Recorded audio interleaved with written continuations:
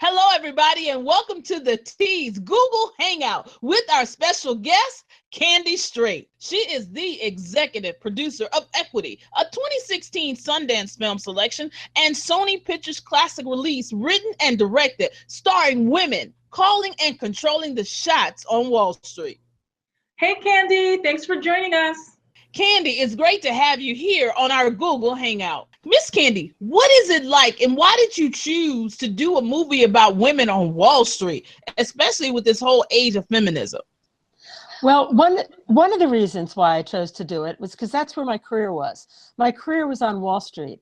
And I graduated from college in 1969.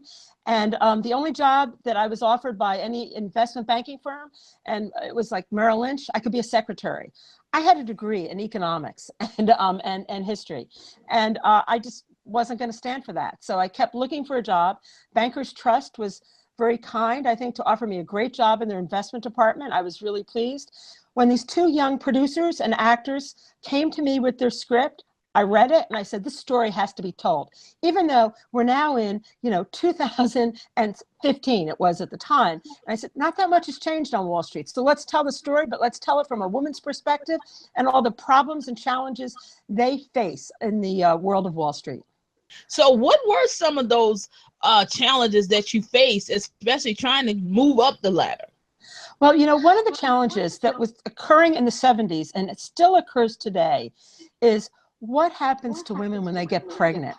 Are they held back for promotion? I mean, a lot of women in my day, they chose not to tell people until they were really showing that they were pregnant. It still happens today. And I think that's a shame. And so if you get pregnant and it's like near year end, and when bonuses come out, you hide that pregnancy. You shouldn't have to hide your pregnancy because you don't want the reason why they hide their pregnancy is they don't want their bonuses reduced. And they don't want their chances for promotion to be reduced. And that occurred over 50 years ago and it still occurs today. And that's one of the topics, even though this is a drama, one of the topics that we bring up in our movie. Do you think that partly the dynamics of maternity leave has changed when there are more women in a workplace? One of the women who was a co-producer of our movie, her name is Barbara Byrne. She's from New Jersey. She's vice chairman of Barclays Bank. And when she got pregnant with her first child, and she has 4 children now, they didn't have any pregnancy policy. And so the cute story that she tells, not in the movie, but it's a true story. What she tells is that when she got pregnant, she went to her boss and said, well, what kind of, leave are you going to give me? How many weeks pay? And I want a few weeks off. And they said, well, we'll give you some time off, but, we're not going to pay you. And what she said to him was, Joe, he ate some raw fish and has been out for 3 months ill, and you're paying him. I'm, having a child, which is very important to the future of this country, and you're not going to pay me? Immediately, they established a policy and they paid her. But, unless women speak up like that, and women still have to speak up today. Women still today tell me on Wall Street that sometimes they feel they've been laid off because they were pregnant. And that has to change. So you need more women. I mean, one of the things, I don't mean to change the story, but one of the things I've said to myself in the last 2 weeks, what if Weinstein and Company, Harvey Weinstein's company, had a woman on its board? Their board was, I think, 6 or 7 men. And they knew about some of these settlements that he made with women. What if there was a woman on that board? Maybe something different would have happened. We need more women on boards, more women in movies, more women in all fields, and particularly in Wall Street. So that's why I decided to help fund the movie. I have a question. What was the impact of the movie? The impact of the movie is still going on in the sense that we're called at least once a month to do a special screening of the movie and have a discussion afterwards. The 3 leading characters in this movie are women. And one is a very senior investment banker, one is a more junior vice president at the bank, and one is a lawyer. And it deals with, part of the drama deals with insider trading. So that's where the lawyer comes in. She works for the U.S. attorney. But one of the discussions we have is how these 3 women negotiated for promotions for themselves, because that's part of the narrative. I welcome the day when we don't have to have this discussion, that there are more women in senior positions on Wall Street. As an educator, would you recommend this movie, I guess, to show to a group of young ladies, maybe that are in high school, getting ready to approach the workforce? Because a lot of times the reason why we have the Harvey Weinsteins and the Bill Cosbys is because we're dealing with young ladies who feel like they don't have any other way to make it.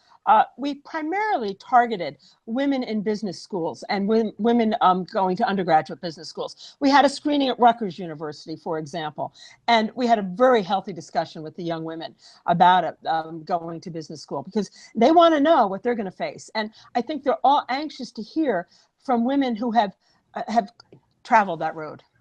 So, Candy, you were saying how, you made this movie about Wall Street, and now you've transitioned your own career from Wall Street to media. And now, that's a whole other industry. A lot has come up recently, as you mentioned, about Harvey Weinstein, representation in the boardrooms, women's power in that industry. Do you think the issues are the same in, say, entertainment as they are in finance? Definitely. And both industries, finance and entertainment, have very few women at the top of the pyramid. All the men are making decisions. Men control the money too, particularly for funding of films. And so they go to their friends, right? And they make movies and they never think about, should we have more roles for women? And one of the reasons why I decided to get involved in this, because I think for young women, it's so important to see role models for women in media. And so see more women, in movies, more women on TV shows. And one of the things I note that very few women have speaking roles in movies, and very few women are leading characters in women. And it's all mostly men. There was a study that was once done that showed that if you have a crowd in a movie and they don't even talk, but 70% of the extras are male. Why is that? Women make 50%, or represent 50% of our population.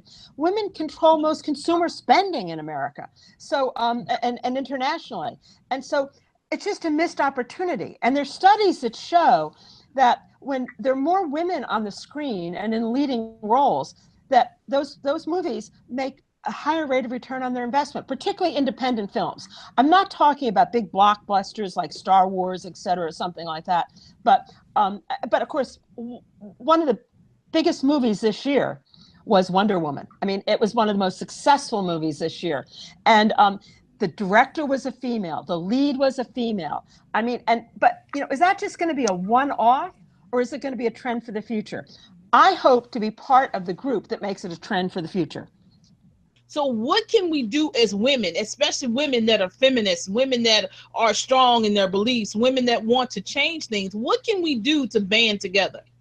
Well, I think number one you can do is go out and see the really good movies. And actually, one of the best movies last year was Hidden Figures, and I think you'll all agree with me on that movie.